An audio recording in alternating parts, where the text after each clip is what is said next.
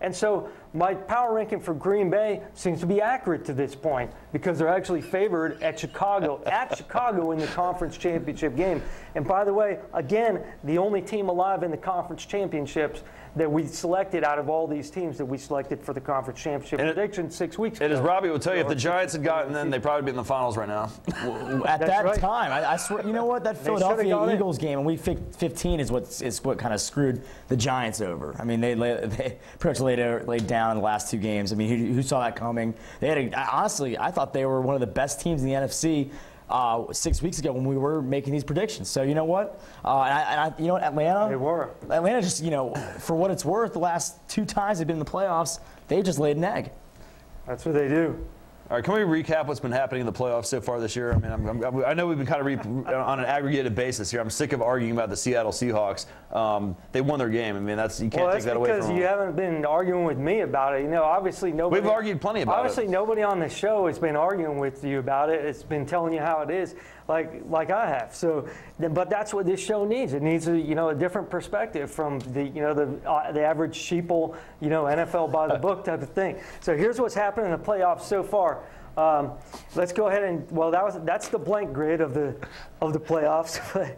There's also the one that shows what has actually happened in the game so far to bringing us to where it is. Number 6 Green Bay at number 2 Chicago, and number 6 Jets at number 2 Now, Pittsburgh. Imagine the irony of that, you guys. Remember what happened? Who played each other in the last game of the season? Who had a chance to knock the Green Bay Packers out of the playoffs and they didn't take advantage of that situation? Maybe they should have thought about it. Remember we talked about that? And I thought so too. You know what? They didn't. We could have easily said that the Chicago Bears could have rolled over in that game, rested all of their starters, and playing Green Bay. But no, they didn't. And they came to play. Their defense proved worthy. If it wasn't for that last interception by Jay Cutler, they could have sent that game into overtime. So you know what? I think that has a little bit of bearings on this weekend's matchup. I honestly like Green Bay only because of Aaron Rodgers. But I think the Chicago Bears, you got to give them a lot of credit because their defense has stepped up all season long. Their special teams is probably the best unit in the NFL right now. So you got two teams right now that, week 17 we saw them.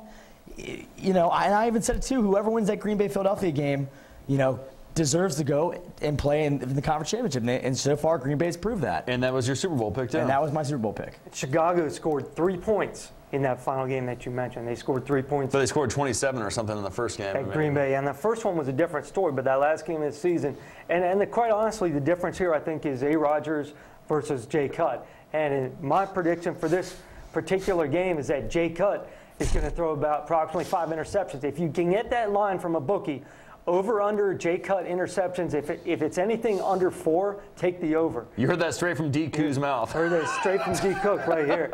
Okay, Jay Cutt is going to throw 5 picks in the conference championship game, and Green Bay may not put up a lot of offense, but those turnovers will be enough for them to win. It sounds like we're making predictions, Robbie. What do you like in this game? Well, if we're going to go prediction-wise, I got to say the Green Bay Packers, because when we were 2 weeks ago, Phil and I doing the show at Breakers, I said whoever wins this game against Philadelphia will go into the Super Bowl. And I think Aaron Rodgers right now is showing why he's the best quarterback in the NFL. Went to Atlanta, totally just torched that secondary apart. The receivers right now are catching everything in sight.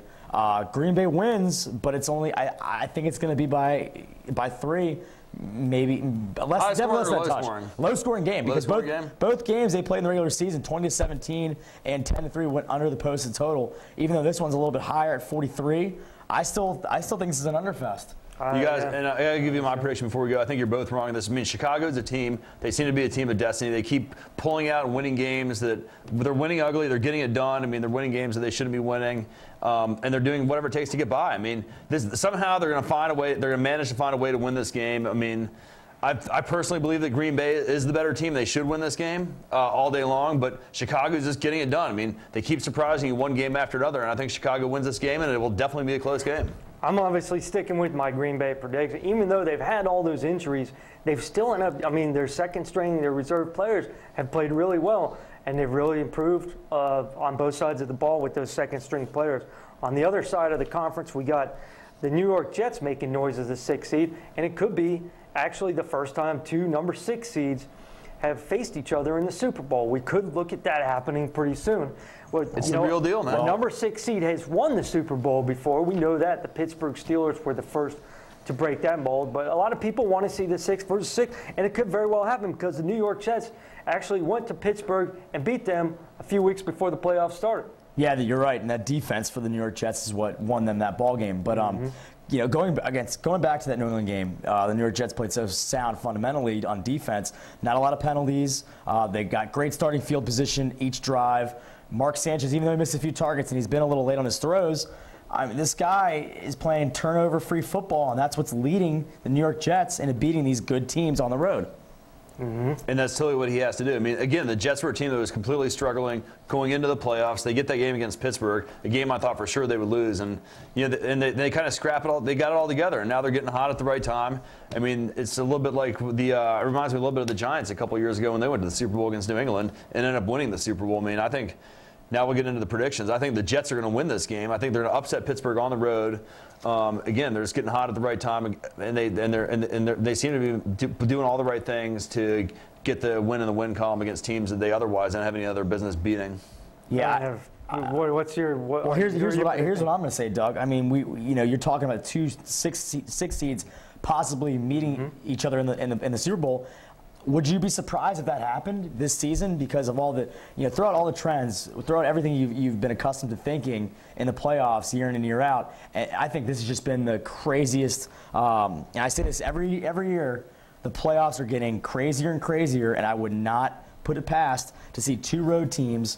Packers are favored Vegas-wise, but the Jets aren't. I would not be surprised if I saw 2 6 seeds playing each other in the Super Bowl. I like the Jets in this one because only because their secondary will limit Ben Wallace is out of the Roethlisberger. game, And yeah, absolutely. He's out of the game. Exactly. So Hines Ward's not going to beat you. I wouldn't worry about it. You stack 7 or 8 guys in the box. You stop their run game.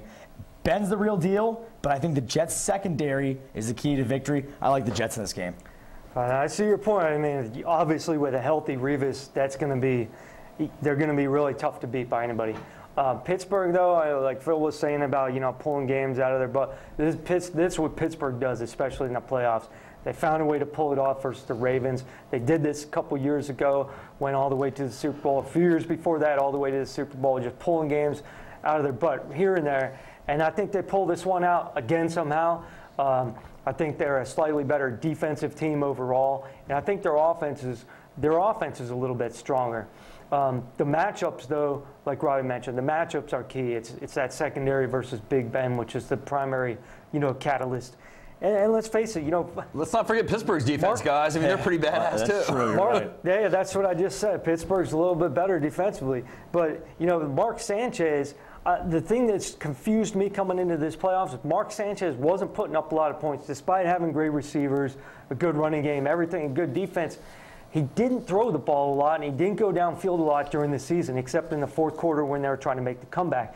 And here they come against the New England Patriots, airing it out in the first quarter, which they knew they would have to do to beat them. But the biggest shocker to me, nothing in playoffs has really surprised me except 2 things: Seattle winning their first game and New England losing their first game, and screwed up almost all my fantasy playoff teams because I needed a quarterback I could trust, right? And we'll get to the rankings in a second. I needed quarterbacks I could trust, so I took Brady and Breeze, the 2 quarterbacks that were definitely going to win their first game in the playoffs and have at least 2 games, and both of them lost. How is that possible? I think it's the Doug Mush. Yeah, it's the Mush factor. How is that possible? Oh. And I would have liked to take Rodgers. Like I said, I had Green Bay going to the Super Bowl. But look at the matchup. Green Bay at Philadelphia. Then Green Bay at Atlanta, the top-ranked team in the AFC. I mean, that's a tough road to hoe. But Breeze, you expect him to at least get by Seattle and then go play a game. Brady, you at least, he's going to win his first game and probably his second game, maybe losing the Super Bowl. What is going on here? Everyone would have taken Brady with the #1 draft pick. I mean, he was in the drafts I was in. He was definitely the first guy taking all those drafts. So, I mean, 1 game wonder.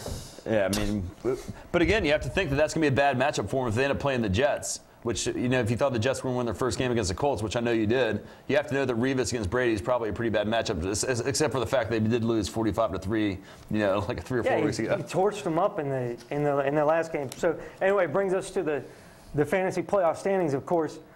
Can anybody guess out there who the #1 quarterback is so far? We've already talked about this guy. It's Aaron Rodgers, but let's reiterate number 2 is Matt Hasselbeck from the Seattle Seahawks. You got 2 solid games out of him. I mean, Hasselbeck played great in that first game, and then one of Robbie's favorite guys, Jay Cutler, there, 3rd on the list.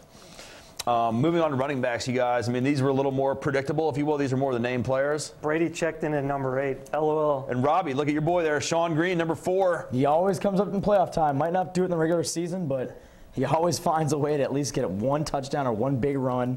And he's proved to be pretty durable. But I like this guy in Green Bay, James Starks. Undrafted rookie or undrafted second-year guy, was a practice squad player last season. You know, obviously Ryan Grant goes down to injury first week of the season, and this guy kind of steps up later in the season. You like to see a fresh back, fresh legs.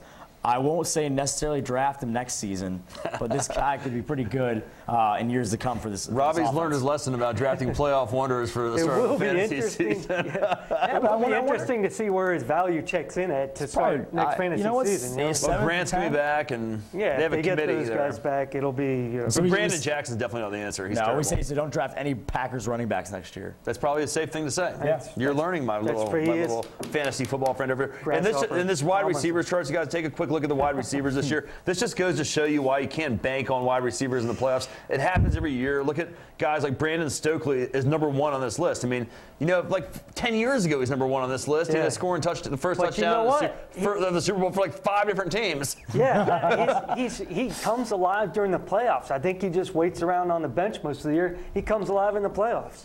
So good playoff wide receiver. We're not going to waste any time on tight ends. I mean, those are boring. Those are a crapshoot anyway. But, you know, guys, we're ready for an exciting weekend. We've given you guys our predictions. I'm going with who am I going with? I'm going with the Bears. I'm going with the Jets in the Super Bowl. I'm going with Packers and Jets. 2 6 seeds. Can't wait. I got Packers and Pittsburgh. And I think Steve is our producer. He was going with Pittsburgh, and I think he's going with Green Bay. We'll go with that because they're the better team anyway. He gives me the thumbs up. He's going Pittsburgh and Green Bay. So anyway, Steve, thanks for directing. Robbie, good to see you again. Doug, thanks for joining us in the studio. It's good to see you again. And we will see you guys next week on Fantasy Sports Review. Bye-bye, everybody.